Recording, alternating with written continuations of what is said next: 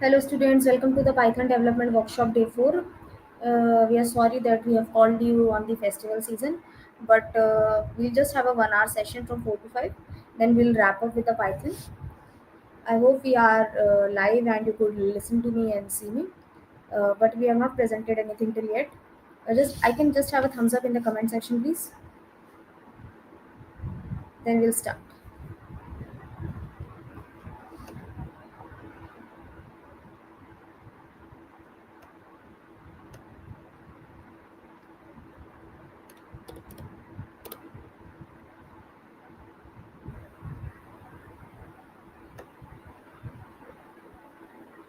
Okay, Praveen. Okay. So should I start? We'll basically have the functions, recursion, and exception handling for today's session. And as all the topics in the Python have been covered in the previous sessions, for any doubt or something, we can have a session also. Okay, so should we start? Okay, I'll start. Present my screen.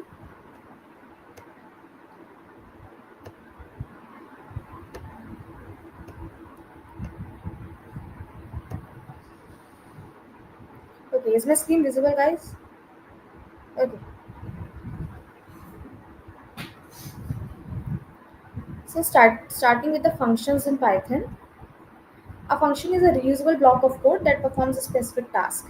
So, as I told you in the previous session, a function is of two types, built-in function and the user-defined function. Built-in functions can be your print function, your input function, your if block, else block, and some functions are that are created by the user for their purpose, for their usage. So, this is a type of function which we are going to today study is a user-defined function which performs a specific task.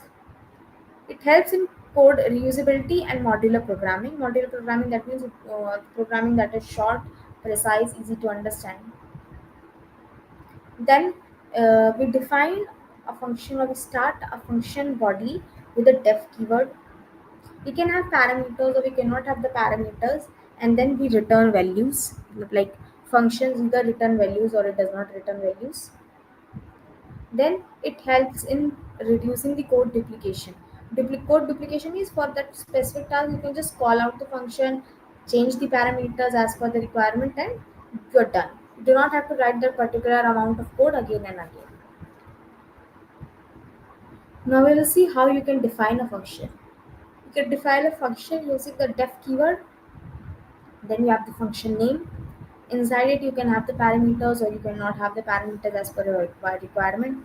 And then you can have the statements of whatever task you have to execute, and then you have just have the return value, like whatever you want to return. Even you can have the return statement or not. Example: suppose if you have the function name greet, which has the name parameter to it, and we want to return a string that is hello plus name. Here the string concatenation is taking place. Now, how to call a function? See, to call a function was to be called to execute. For suppose there is a function you have defined, so that function will only be in action when it will be called. So we can call a function using its name followed by parenthesis. Okay, followed by parenthesis. That means you just have to have the parenthesis. Either the function is taking the parameters or not taking the parameters. Suppose in the previous example we saw that our greet function was taking the parameter name, right? But here it is not taking any of the parameters. So here you can have the parenthesis like empty also. You do not need to have any parameter inside it if you have not defined your original function. Okay, so you need to have a function in action always. Whenever you have to use it, then you have to call a function. Okay, now we'll see the functions, arguments, and the parameters. So function can accept parameters to process the data. See, for a functions to accept the parameters to process the data that are there. So there are types of arguments: positional arguments, keyword arguments, default arguments, and variable length arguments. We'll see one by one. Okay. So coming on to the return statement. The return statement sends back a value from a function. A function can return multiple values as a tuple. Okay. a return statement sends back a value from a function. So if there is a return statement, then this return statement as whatever value, this value will be sent to a function. Okay. Now a function have the multiple return values as a tuple. If we see an example of a function square which has the keyword num here, then this it will return num star num. That means it will this is a square of a function basically. So this has a single return statement that is returning the square of a number, whatever number we are giving it as a parameter. Okay, so there are functions which are one-liner, which are short and has very little typical use of short operators. That means you have very short function. Okay, then we simply have a lambda function. We can call it as a lambda or anonymous function. Here, what we do, we write square. This is the name of our function. Here, lambda is a keyword. X is an argument. Remember, lambda can only have a single argument, not multiple arguments. And then you just have to write after the colon that whatever task you have to perform. So, just suppose I have to perform x square. So, I've written x star star. I just have to print the output. Okay. Now, coming on to the recursion in Python. So, when a function calls itself, then it is known as recursion. It is useful for problems like factorial, Fibonacci sequence, and other type of problems. It must include a base case to avoid the infinite loops. C. Most include a base case. That means if you do not have a base case in the recursion, that loop will continue to move on, falling into an infinite loop. That is wrong. You just have to have a base condition where the loop stops and sends back a value to a previous step, where at each step the value will be calculated and be sent back. At the very first step, you will going to evaluate the expression. Okay. Suppose here if I see the example, it is a factorial. So for as a base condition, you have to keep that whenever n becomes 0, the factorial is going to be 1. Else you have to return the star of the n star factorial of n minus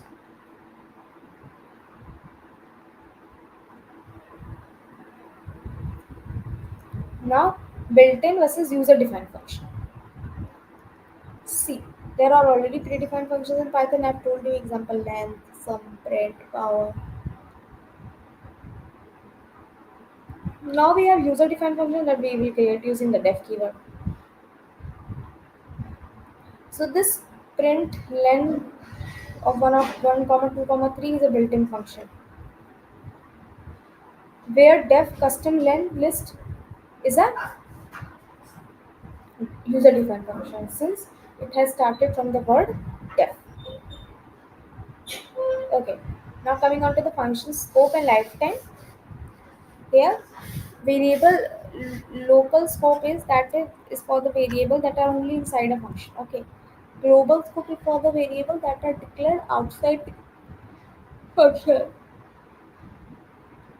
Non-local keywords used for modifying variables in nested functions. Okay. For example, if I have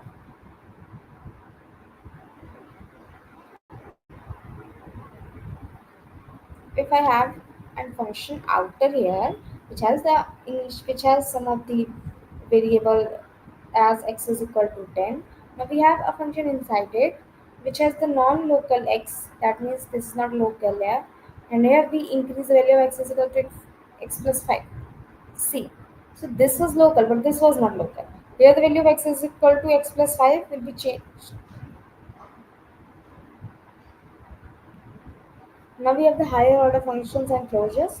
Functions that take other functions as argument or return statements are higher order functions, where a function returning another function is a closure.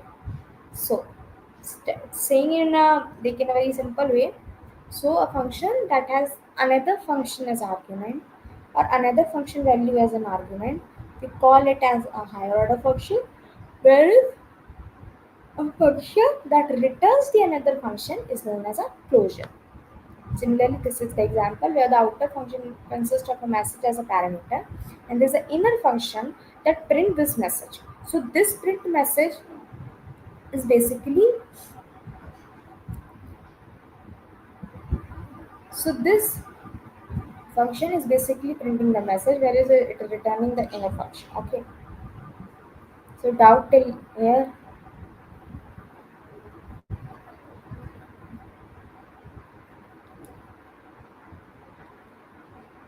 What is wrong with my screen, students?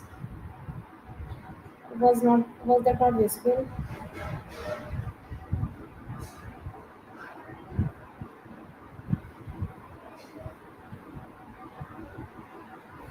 Was it not visible?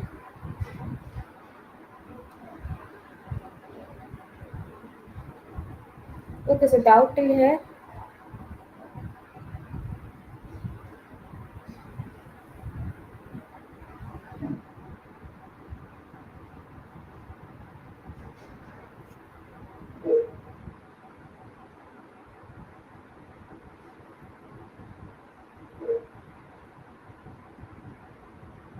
Okay, no problem. Okay, so we'll start with the practical part here.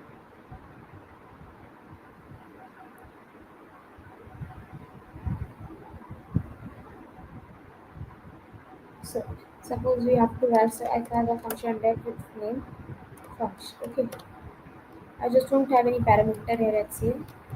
It's just printing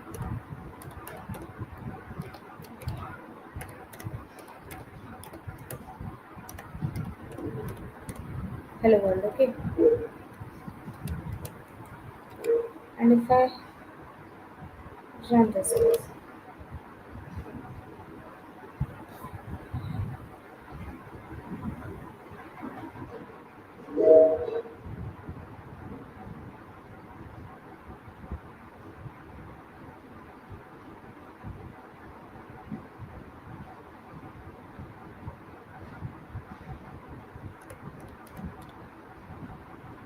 so this is simply a function calling. Okay, if I run this hello world. So this was how you can create a function.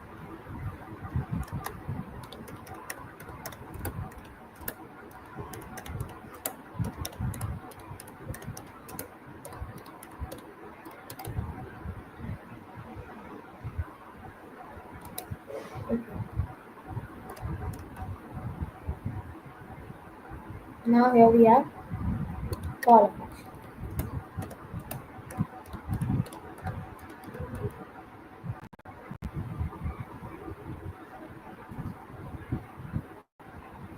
Suppose if you write a function to add for addition of two numbers, and I have one command. Okay.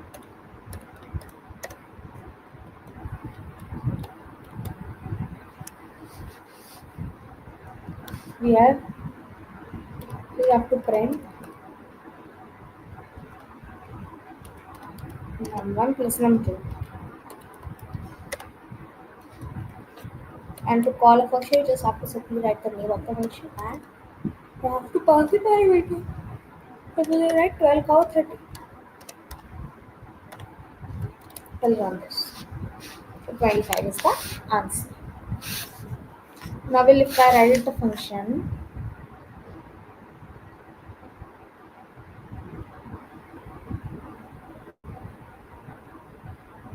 if I write a function to check whether the given number is even or odd.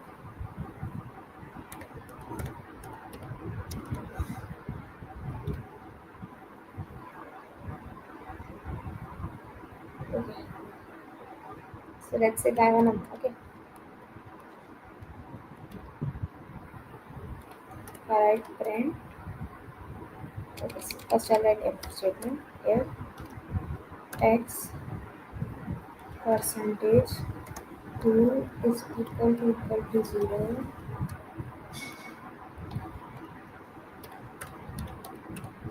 then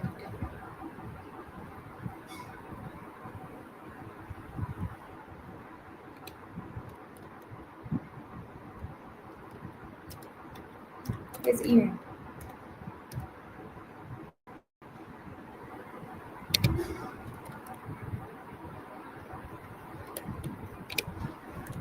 Else then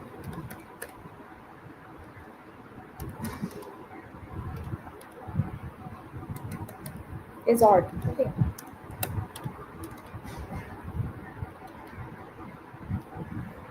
you just have to call the function. The call function is simply write even, odd, 12, uh, even, odd, 11. So 12 is even and 11 is odd. Okay.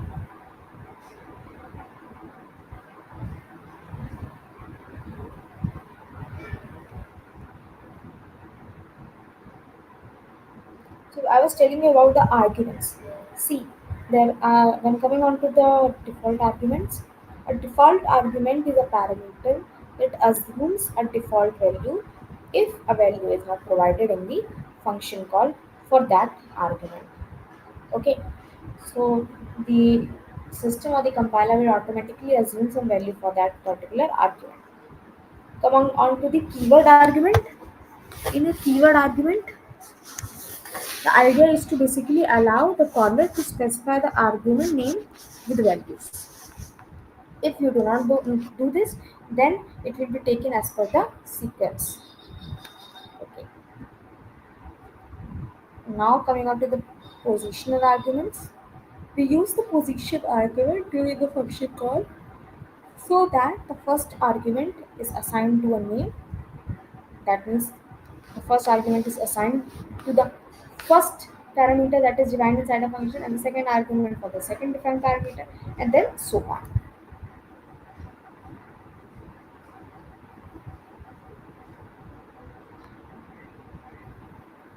So let's see an example for lambda function. Suppose we want to find the cube of a number. So I'll simply write cube is equal to lambda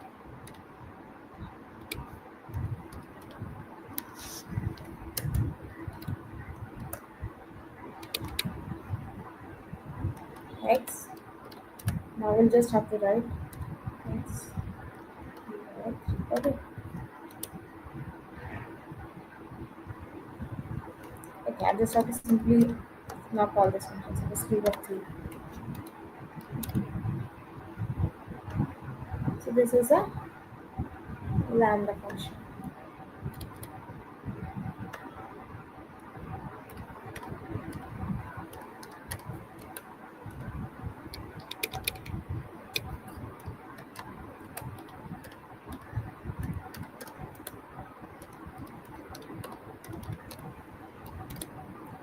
Okay. Now see, now we used to do some example on recursion.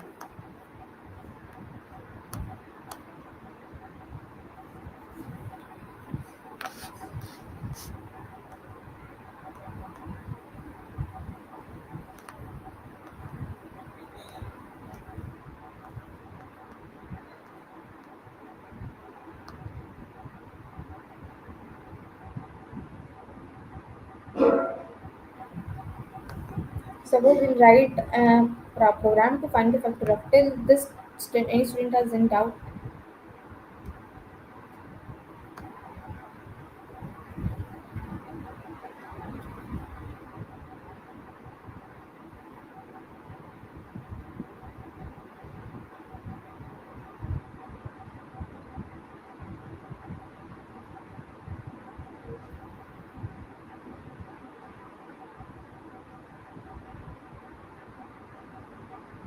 Okay, then we'll start with the recursion.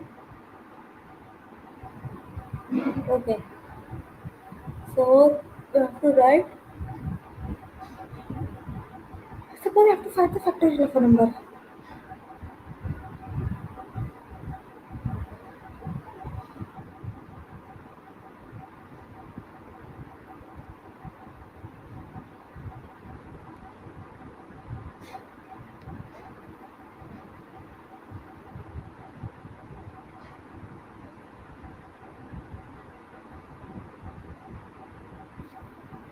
We'll write f.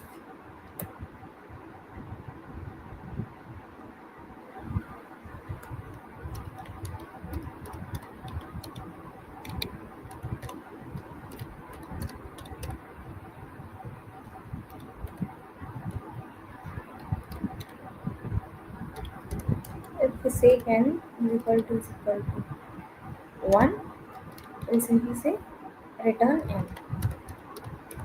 Okay. If at this case, else we have to say return n star recursive factorial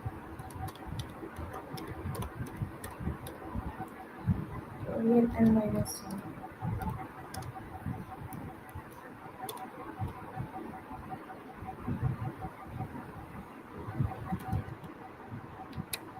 Now if n is equal to 6, let's say, we have to find the factorial of 6.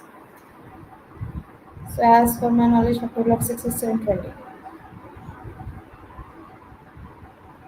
I'll just simply write prime recursive factorial n. I should do a sentence.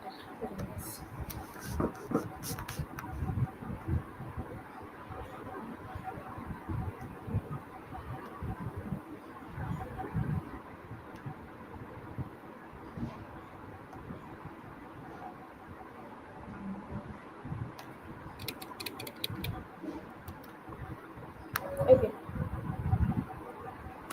So this was the how you can find the recursor factorial of a number using recursion.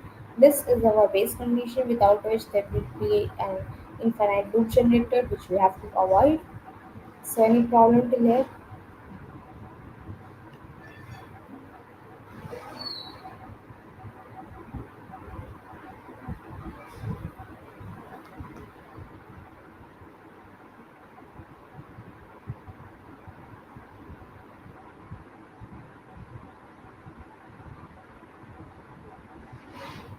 Students, do you have any doubt till here?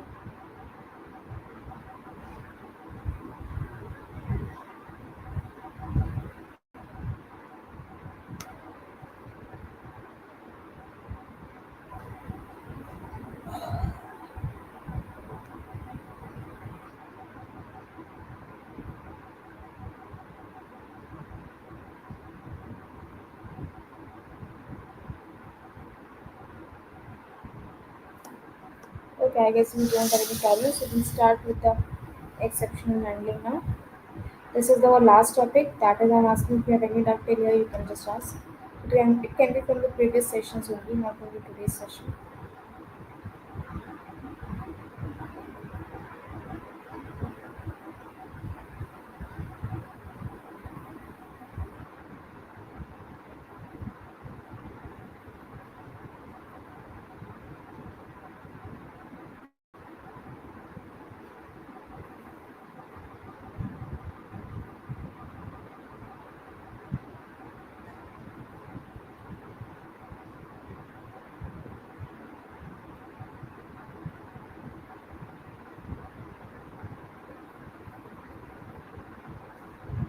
Okay, I guess you don't have any problem.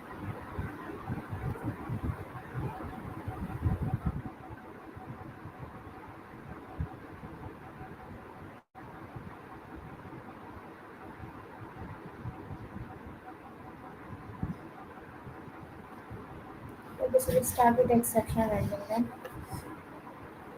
Okay, so exceptional handling is basically a mechanism to handle the runtime errors.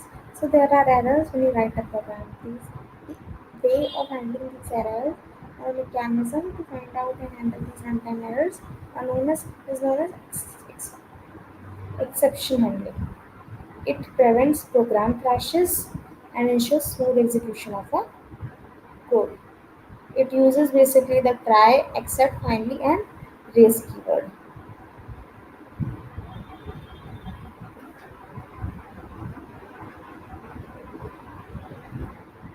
Now we have the common types of exceptions. We have some frequently encountered exceptions such as zero division error, division by zero, that is whenever you try to divide a number by zero. And then we have a type error. Type error is basically for invalid data types. Then we have the name error, which uses as undefined variable, like you have not defined it earlier.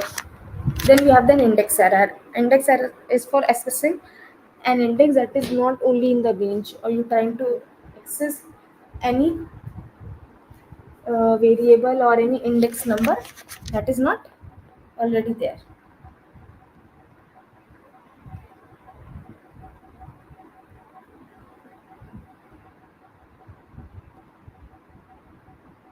Then then we have a type key error. Key error is basically for the dictionary portion where you have an invalid dictionary key. That means your key is not defined.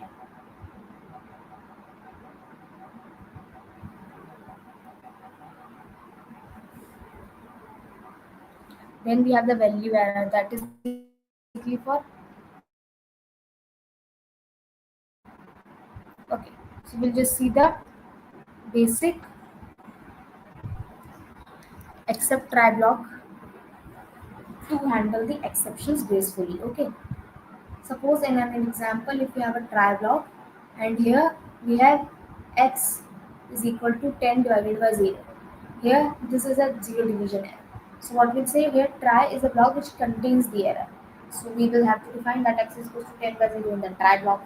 And here we have the except block. Except block will basically have a function name that is zero division error, that the error that is going to show.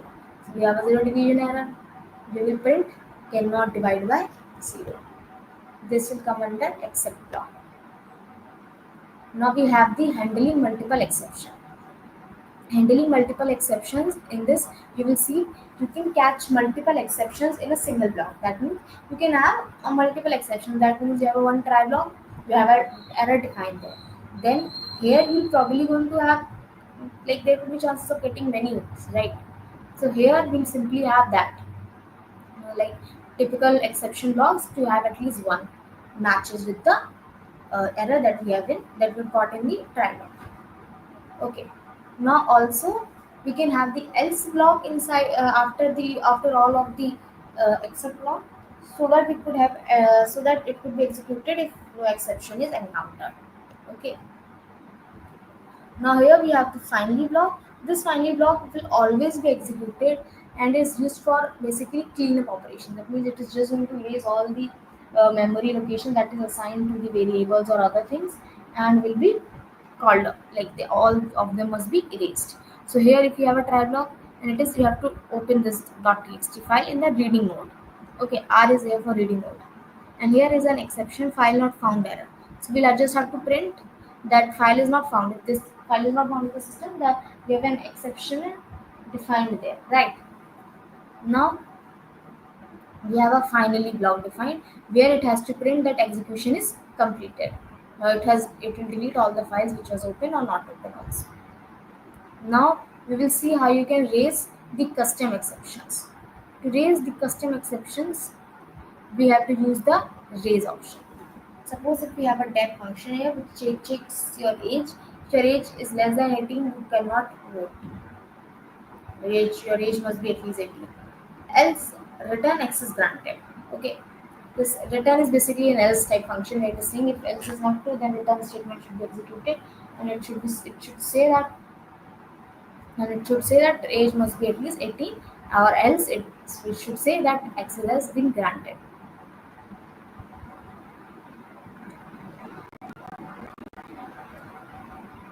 Now we have called this function to check for the age 15, which is true, which is false. Which is true for this case but false, then it will be printed that age must be at least 18. Now defining the custom exception classes. Create custom exceptions by inheriting from the exception classes. Okay. Now suppose if I have to create a custom exceptions by inheriting from the exception class, what we will do, I will simply say that it is a class which has the name custom error. It has got the parameter exception. Now we have the def init function defined. It has got the two parameters. One is self and the other is a message. Here we'll point out the self.message to a message. Now we have a try block. A try block will raise up an custom error. This is a custom exception. And this exit block will have the custom error message as E, which will print E dot message.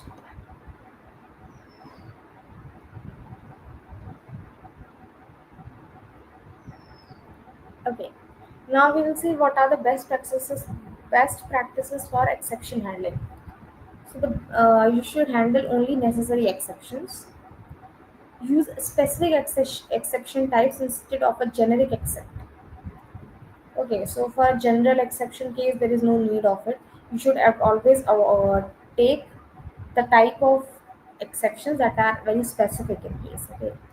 Now,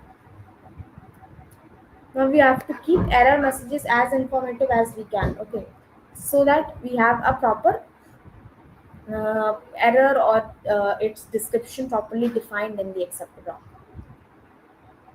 Okay, so log exceptions for debugging purposes.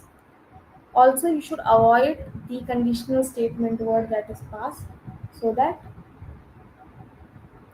we can have them in a better way. Because if you have a pass function, the pass conditional statement is basically going to have all the things just passed on and the regular functioning of the program won't be disturbed. Okay.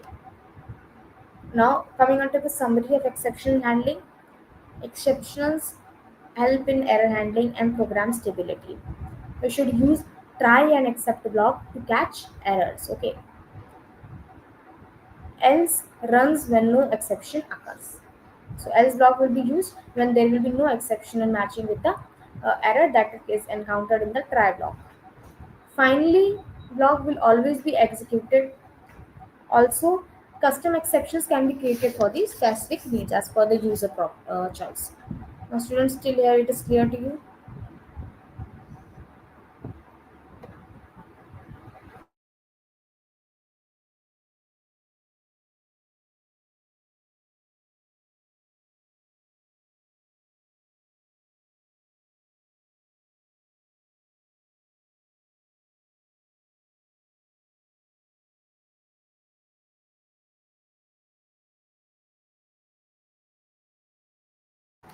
Okay, students. So, Praveen, you don't have any problem till here? Okay. So probably we will have the practical session and then we will just quickly wrap up in more 10 to 15 minutes.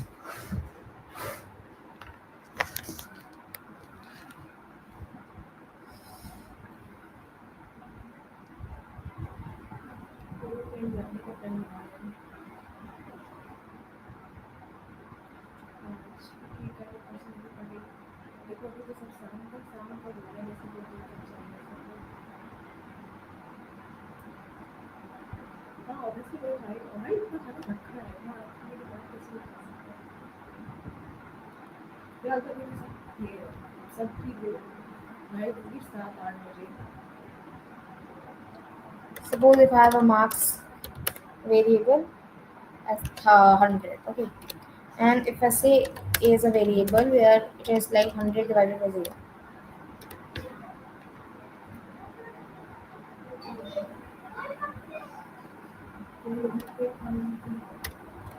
So if I say print a, okay, so here it is raising an exception that is zero division error, which is saying that you cannot divide any number with a zero or any integer floating number with any zero, right? So here, this is an exception. Yeah.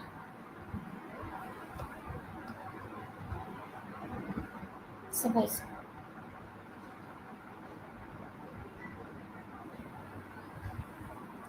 Okay. Now, if I say, now use the try and x block. If I say a variable x is equal to 5, and we have a variable y is equal to hello.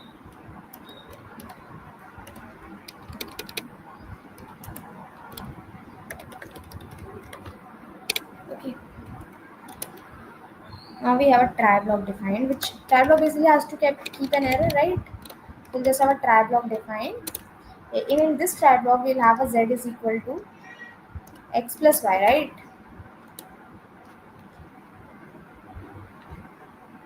None. Now we have a except block,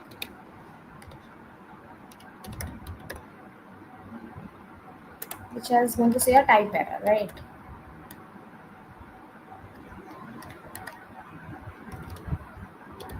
Okay, I'll just print here. Suppose if I write cannot add the integer and string. Okay, right? Suppose if I run this, so if we have got the value as that cannot you cannot add the integer and a string together. Similarly for this one, if I write this inside a try block,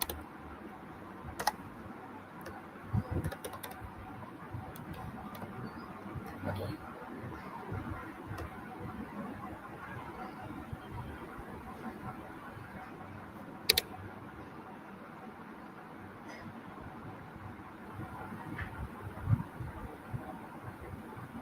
okay, so I just have the except block here, except zero division error.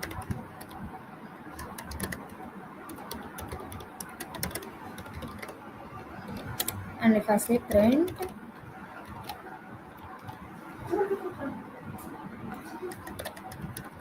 cannot divide by zero,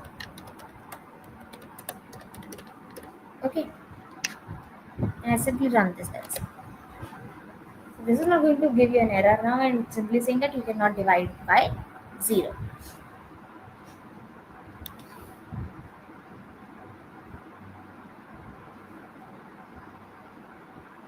Similarly, in this case, if we see, okay,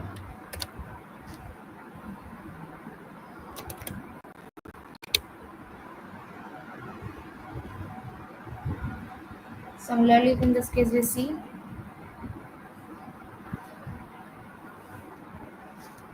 if I have a else block, right? Not first we see finally block.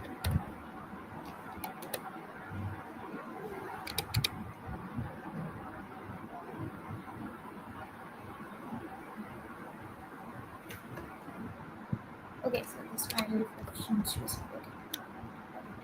I'll just say print executed. Okay. So I'll just run this. So here we can say that you cannot add the integer and string together, and it has been executed, right?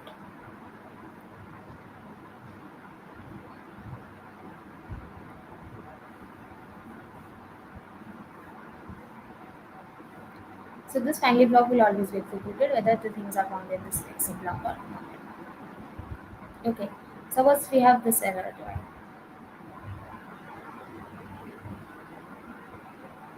Suppose I have this except divide.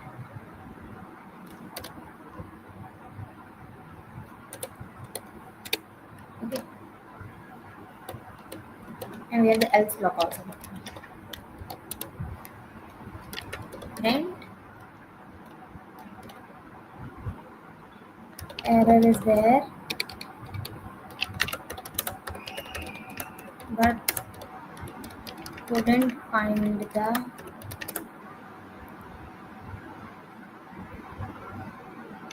error is there, but couldn't find the except block for it. Okay.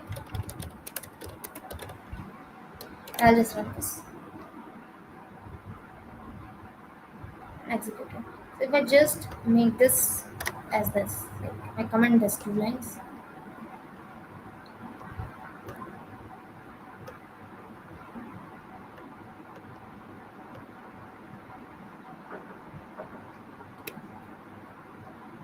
If I just comment these two lines, I will just remove these two lines. Okay. I'll just run this.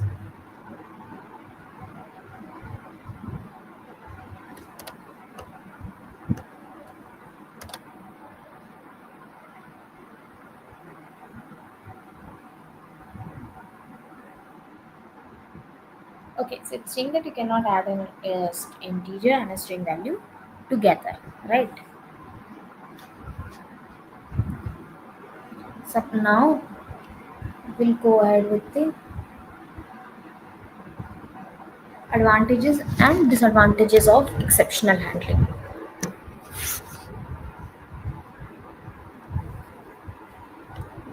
See, the advantages of exceptional handling is basically it improves your program readability, reliability also. That is, by handling exceptions properly, you can prevent your program from crashing or producing the incorrect results due to unexpected errors or input that occur. Then we have the simplified error handling. Simplified error handling. Exceptional handling allows you to separate error handling code from the main program logic, making it easier to read and maintain your code. Now, also it gives you a cleaner code. With exception handling, you can avoid using complex conditional statements to check for an errors rather than you can use the try, catch, and exception block. Now we have the easier debugging. When an exception is raised, the Python interpreter prints a traceback that shows the exact location where the exception has occurred and in making it easier to debug your code. Now, coming on to the disadvantages of exception handling. So, we see that exception handling can be slower when using the conditional statements to check for an errors, as the interpreter has to perform the additional work to catch and handle the exceptions. It also increases the code complexity, since the exception handling can make your code more complex, especially if you have to handle multiple types of exceptions. Suppose if you have to add the if somewhere you have to add multiple exceptions and check that in that it can increase so many try and exception blocks to be catched or fetch up an error. Then there have to be multiple types of exceptions occurring, which can be a very complex and a toxic way of writing your code. So this way, it will increase your code complexity. Possible security risks. Most improperly handled exceptions can potentially reveal sensitive information or create securities vulnerabilities in code. So it's important to handle the exceptions carefully and avoid exposing too much information about your program. That is basically just you need to present the information that is needed for the user to just keep their writing the code. Else, if it is not sufficient, it is just something that is just out of domain. It is just given there. You should try avoiding such informations displayed to the user. Okay, so we'll just revise at once whatever we got in exception handling. See, coming on to the exception handling is a mechanism to handle the runtime errors. To handle the runtime error is basically how you can manage these runtime errors that are coming into your execution of program. We'll also see how you can prevent the program crashes before your program crashes due to some errors or something. How you can prevent it. We will also see how it ensures the smooth execution of code. Then we saw how what are the different common types of exceptions. We have a zero division error, we have a type error, we have a name error, we have an index error, we have a key error, and then we have a value error. Then we saw basic try and accept block, where try block contains the error and the accept block contains the error description. Then in the fifth slide, we saw how you can handle the multiple exceptions. You can handle the multiple exception using the value, using the error separated by commas. Then we saw how you can use the else block. So the else block will be executed when none of the except block is matches with the error. Then we saw the finally block. Here the finally block will always be executed even when none of the except block is matched. Then we saw raising custom exceptions. How you can raise a custom exception using the raise keyword. Also, then we saw why we should practice handle exceptions, how we should practice them. Then we basically have the summary of this exception handling. In the practical session, we saw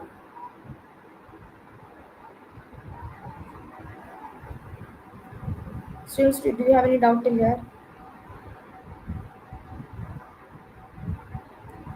Okay, else block plugin is basically for the thing that when none of your except block will be there, like none of your except block will have any error description which matches with the error that is there in your try block, then else block will be executed. Okay. Okay, students, do you have any doubt till here?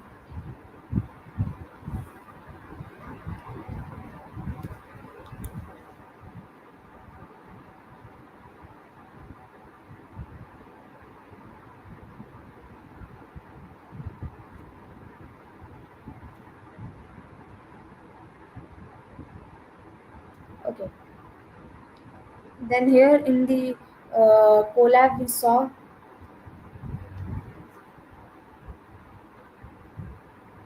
Okay, then in the collab session today we saw that how you can create a user-defined function using the def keyword.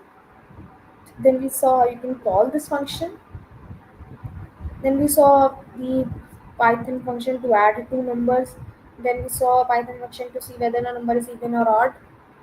Then we saw a lambda function. Lambda function are basically a one-liner function that has only single argument. Okay.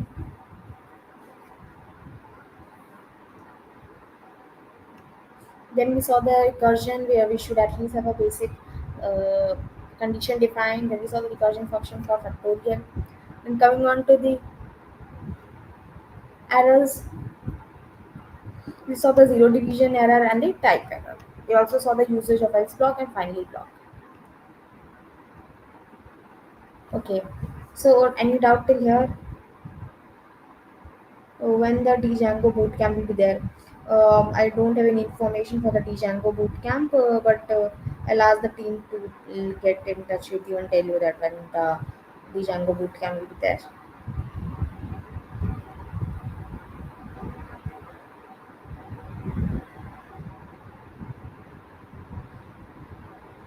Okay.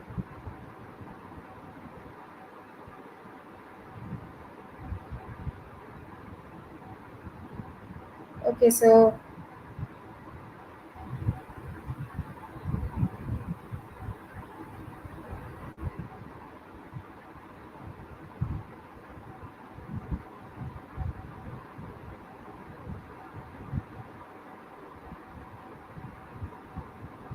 okay, everything is understood. So okay.